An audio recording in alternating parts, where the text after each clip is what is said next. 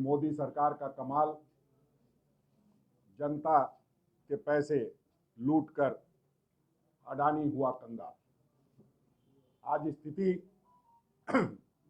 देश में ही कुछ इस प्रकार की है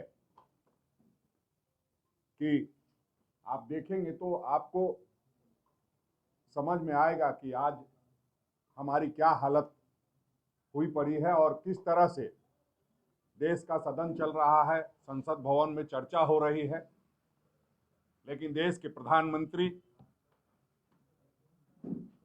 आज चुप बैठे। जिस तरह से एलआईसी का पैसा अडानी के पीछे लगाया गया, उससे ये स्पष्ट हो गया कि जो हम दो हमारे दो की बात हम कहते थे, अब हम दो हमारे दो के साथ साथ और दो जो हमारे एलआईसी और एसबीआई थे, उसको भी बर्बाद करने की योजना कुछ अपने साथियों को मदद करने के लिए इन लोगों ने बना ली है। और कल क्या हो न हो, अगर आप देखेंगे तो ऐसा लगेगा कि शायद आपको परसों एसबीआई के तमाम एटीएम में हजारों लाखों की संख्या में लोग लाइन में लगे दिखाई देंगे।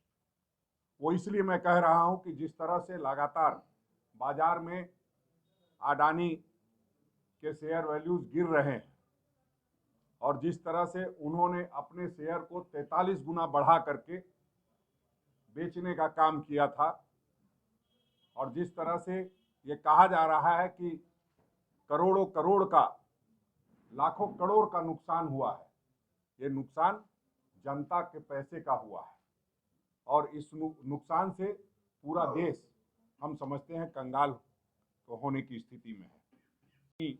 जमा पूंजी एलआईसी में लगाई थी, उनके भविष्य का सवाल है।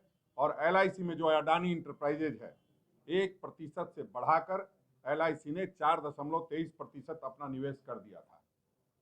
ये किसके इशारे पे हुआ था, आप किसी से छुपा नहीं है।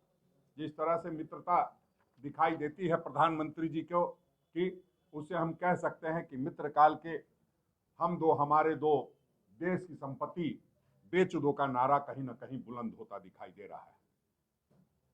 जिस तरह से सबसे बड़े कारपोरेट फ्रॉड का इल्जाम लगा है, उसमें हमें लगता है कि आज देश में जो लोग बैठे हैं, चाहे प्रधानमंत्री हो, वित्त मंत्री हो, सभी लोगों को इस पर चीजें स्पष्ट करनी चाहिए। क्योंकि आप जानते हैं कि अगर आपका चाहे करोड़ रुपया भी है, अगर बैंक डूब गया तो आपको सिर्फ 1 लाख रुपया मिलेगा।